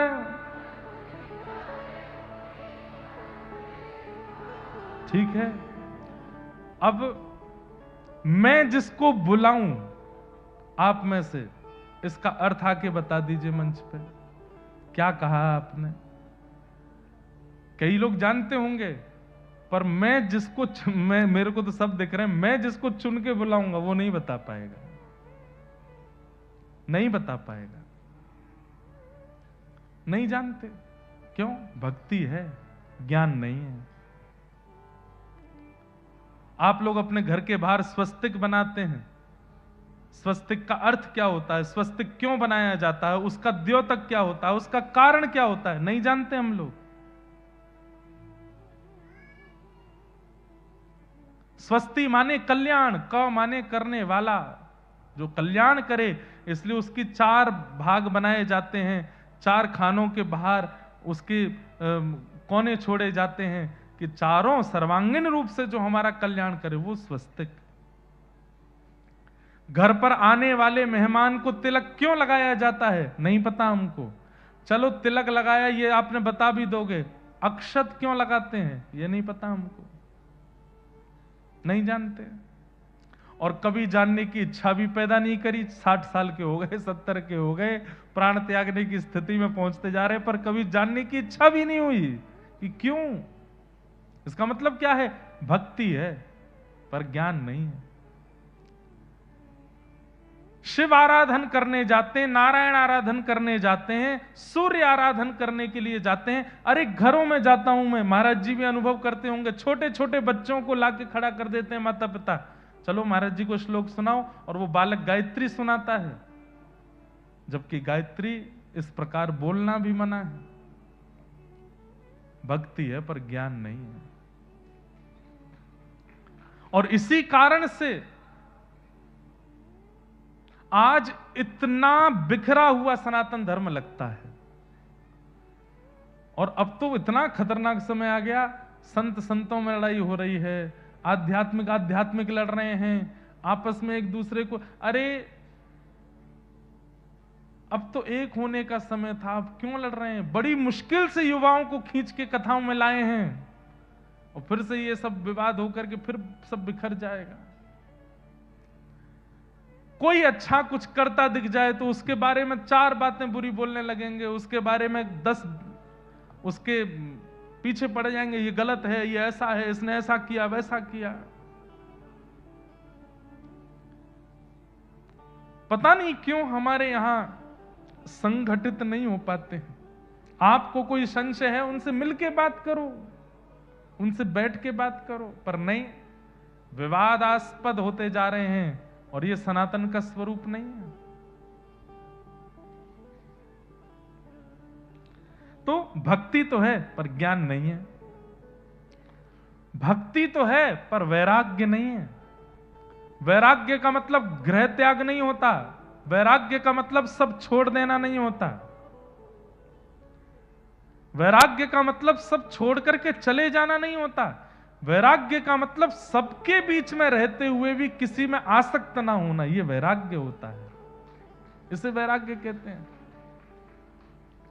अरे कोई चाउमीन खा रहा है, कोई बर्गर खा रहा है, कोई कुछ खा रहा है, कोई कुछ खा रहा है, और चारों तरफ आपके घेर के कुछ ना कुछ व्यंजन खाए जा रहे हैं, लेकिन आपकी जीभ में एक बूंद पानी भी नहीं आ रहा है, यह वैराग्य है। असंख्य भोग्य वस्तु चारों तरफ हैं, लेकिन सबके बीच में रहते हुए भी अपने मन को वशीकृत करके बैठे हैं, असली वैरागी वो है। और वो वैरागी किस काम का, सब छोड़ छाड़ के चला गया वन में जाकर के फिर तड़प रहा है, मैगी की इच्छा हो रही है मेरी, तो मुझे कोई बर्गर खिला दो यहां लाके। ये काय बात का वैराग्य।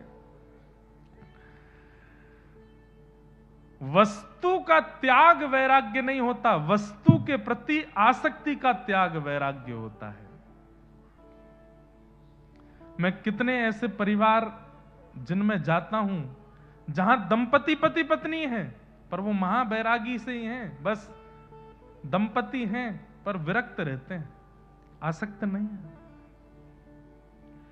तो भक्ति के दो पुत्र हैं, ज्ञान और वैराग्य, इन दोनों को चित्त में धारण करना आवश्यक है। कम से कम इतना ज्ञान तो हो कि हम दिनचर्या में जो धार्मिक क्रिया करते हैं उसका अर्थ क्या है, इतना ज्ञान तो हो। और कम से कम इतना वैराग्य तो हो कि जब नवरात्रि चल रही हो, एकादशी हो रही हो, रामनवमी हो रही हो, कृष्ण जन्माष्टमी हो रही हो, कम से कम इतना वैराग्य तो हो कि एकादशी, रामनवमी, जन्माष्टमी, नवरात्रि के दिन अन्य व्यंजनों पर मन ना जावे, इतना वैराग्य तो हो। और नवरात्रि में तीसरे दिन रो रही हैं माताएं बहनें, क्यों, अभी तो 6 दिन और बचे हैं, कैसे ही तो व्रत हो ही नहीं रहा मुझसे, अब तो मैं खा ही नहीं पा रही, ये समा की खिचड़ी खा खा के पक गई मैं तो। इतना भी वैराग्य नहीं है। वैराग्य भक्ति की पुत्र का नाम है। तो ज्ञान वैराग्य की वृद्धता दूर करो। नारद जी से जब ये प्रार्थना की भक्ति महारानी ने, नारद जी बद्रिकाश्रम पहुंचे, वहां सनत कुमारों ने कहा कि ज्ञान और वैराग्य को यदि पुष्ट करना है तो भागवत की कथा कराओ। तब नारद जी महाराज ने कहा कौन सुनाएगा, तब आपसे ही निवेदन किया। सनत कुमारों ने आनंद नाम के वन में आकर के कथा कहना प्रारंभ किया।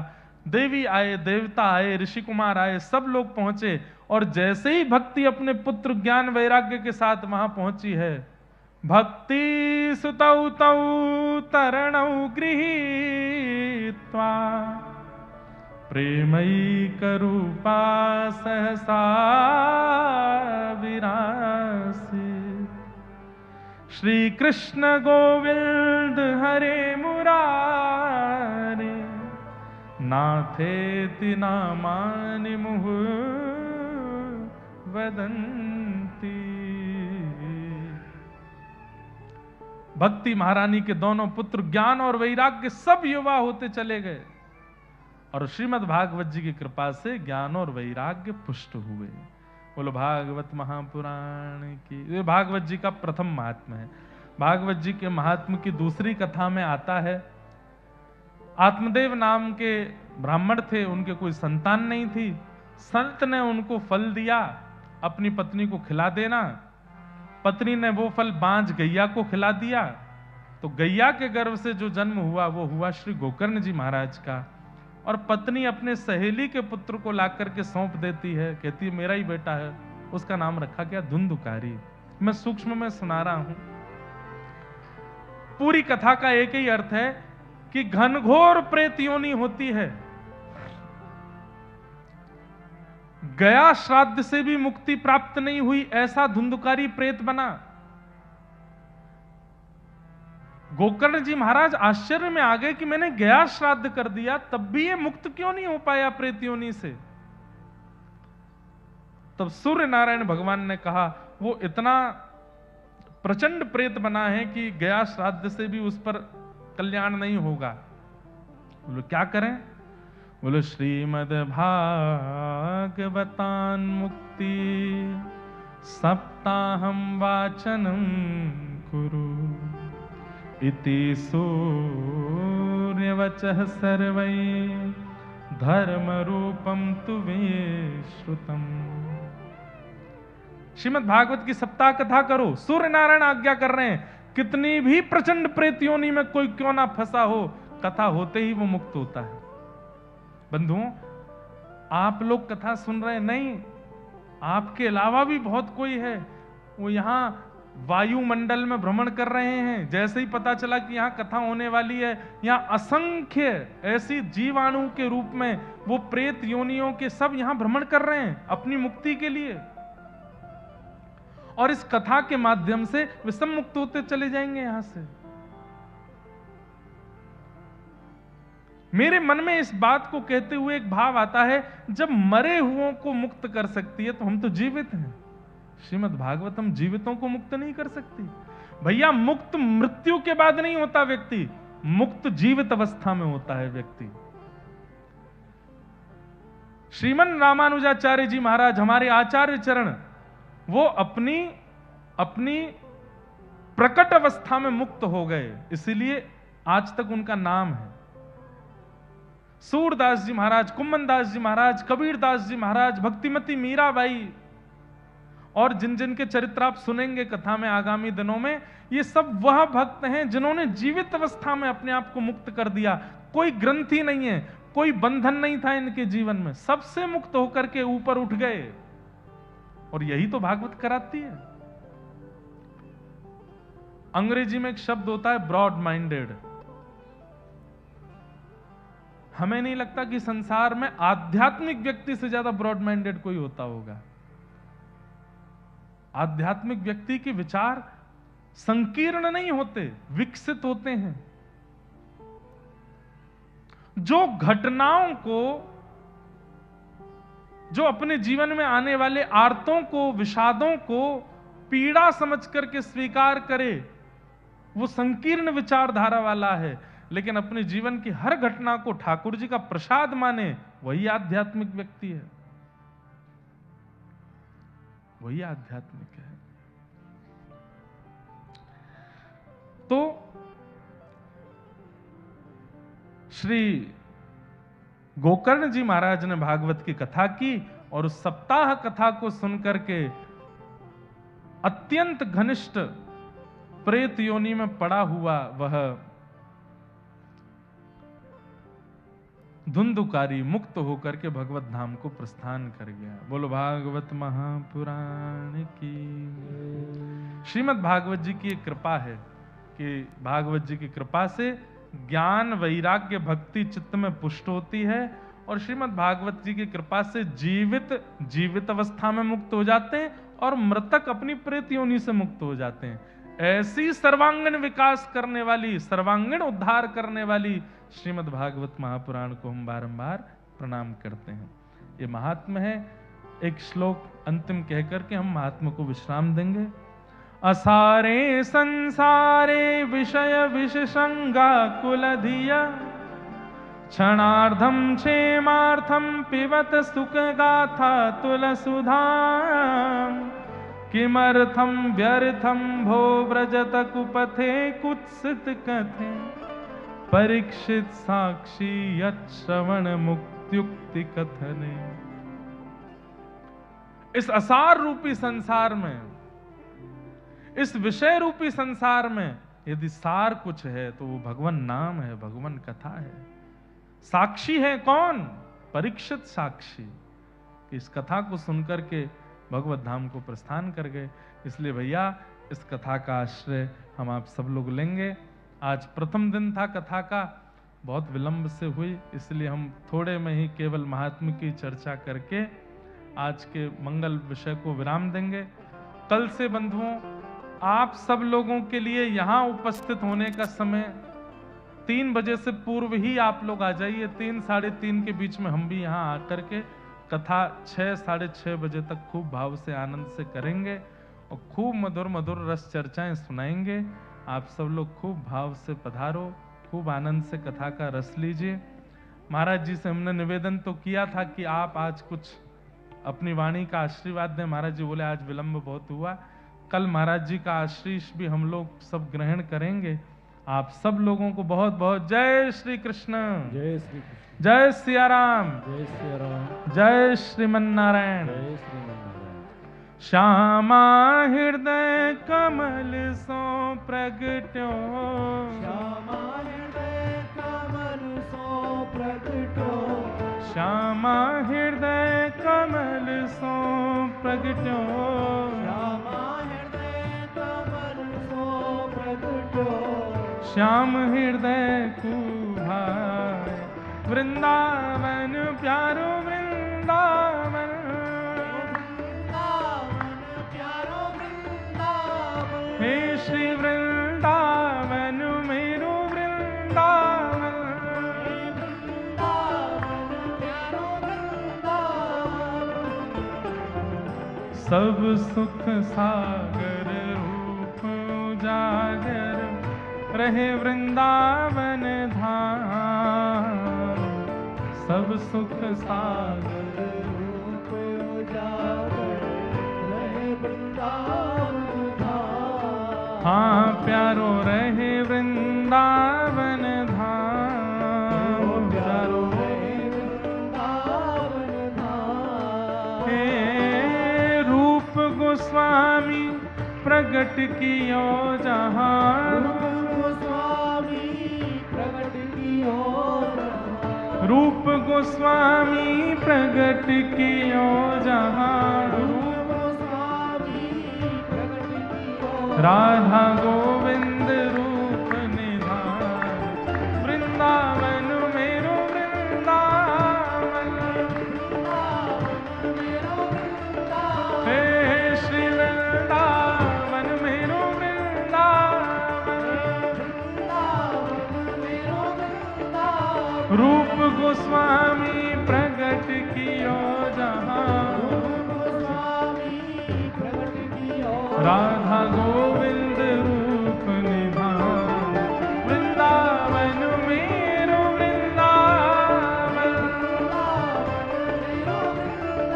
हे श्री वृंदावन प्यारो वृंदावन। इस वृंदावन रसामृत पद में एक पंक्ति महाप्रभु जगन्नाथ जी के लिए भी लिखी है, वही गाते हैं। हाँ बलभद्र और सुभद्रा संग विराजे ब्रज के नाम, बलभद्र और सुभद्रा संग विराजे ब्रज के नाम। ओ बलभद्र और सुभद्रा संग विराजे ब्रज के नाम, बलभद्र और सुभद्रा संग विराजे ब्रज के नाम। हे रथ आरूढ़ भये नंद नंदन, रथ आरूढ़ रथ आरूढ़ भये नंद नंदन, रथ भुजा उठा के कहलाए जगत के नाथ, वृंदावन मेरो वृंदावन, हे श्री वृंदावन मेरो वृंदावन, रथ आरूढ़ भये नंद नंदन, रथ आरूढ़ भये हो कहलाए जगत के नाथ, वृंदावन मेरो वृंदावन, हे श्री वृंदावन प्यारो वृंदावन।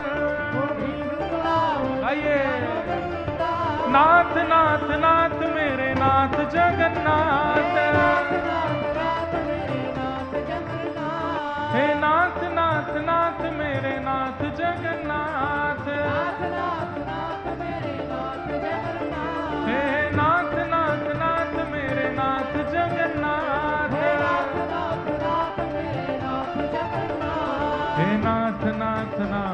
मेरे नाथ जगन्नाथ नाथ गाइए।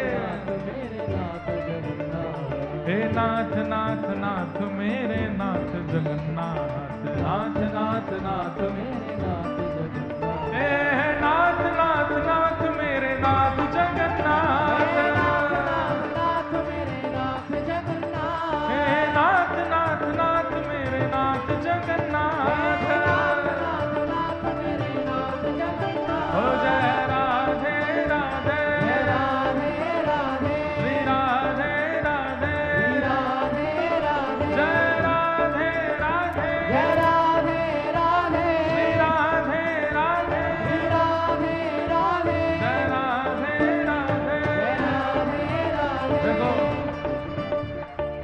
अब ये 7 दिन आप लोगों को बिल्कुल ऐसे सुस्त मायूस नहीं रहना भैया, ये तो आनंद के दिन है। हर दिन ऐसा लगना चाहिए कि आज कोई उत्सव है। रो ठाकुर जी आए हैं साक्षात कटनी में, महाप्रभु जगन्नाथ जी प्रकट हो रहे हैं। दोनों भुजा उठाओ और सुनो,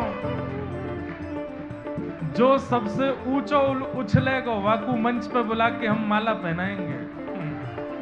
देखें आज कौन से कटनी वाले इनमें कितनी ताकत है। उठाओ भुजा। नाथ नाथ नाथ मेरे नाथ जगन्नाथ नाथ नाथ नाथ मेरे नाथ जगन्नाथ हे नाथ नाथ नाथ मेरे नाथ जगन्नाथ नाथ नाथ नाथ मेरे नाथ जगन्नाथ हे नाथ नाथ नाथ मेरे नाथ जगन्नाथ नाथ नाथ नाथ मेरे नाथ जगन्नाथ ये नीले कुर्ते वालों लाला आ जा भैया, मंच पे आ जा। ओ जय राधे राधे राधे राधे श्री राधे राधे राधे राधे जय राधे राधे जय राधे राधे श्री राधे राधे राधे राधे सुनो, ये वाली प्रतियोगिता रोज होगी अब। इधर आओ। वाह बहुत बढ़िया, खुश रहो। कल से थोड़ा कम भोजन करके आइएगा और दोनों भुजा उठा करके जैसे वृंदावन में हमारे वैष्णव नृत्य करते हैं। जय राधे राधे श्री राधे राधे वृषभानु दुलारी श्री कृष्ण प्यारी बरसाने वाली कीरत सुत प्यारी जय राधे राधे श्री राधे राधे जय राधे राधे श्री राधे राधे जय जय श्री राम जय जय श्री राम जय जय श्री राम।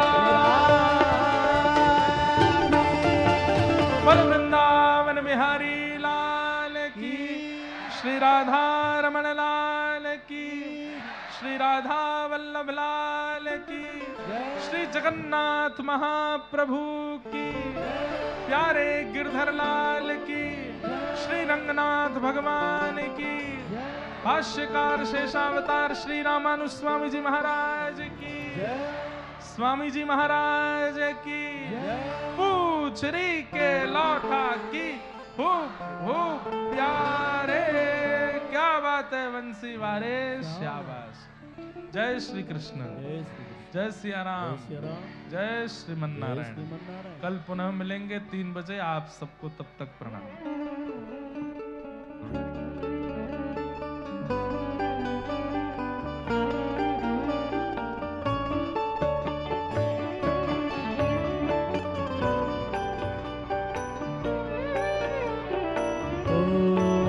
आरतीयते पावन पुराण के आरतीयते पावन पुराण के धर्म भक्ति विज्ञान खान के धर्म भक्ति विज्ञान खान के महापुराण भागवत निर्मल महापुराण भागवत निर्मल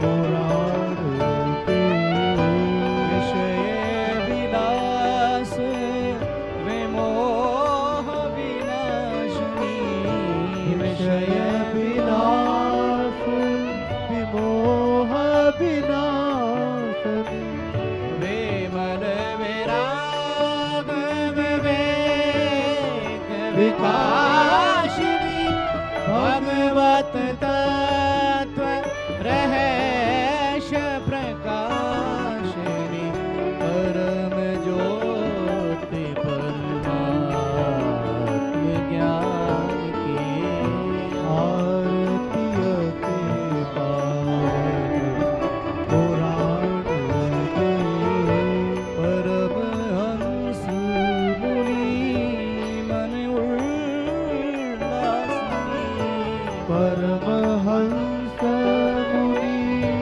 मन उल्लासिनी रस हृदय रस रास विलासिनी मुक्ति मुक्ति रति प्रेम सुदासिनी कथा किंचन प्रिय सुजान की आरती के पावन पुराण को धर्म भक्ति विज्ञान खान की आरती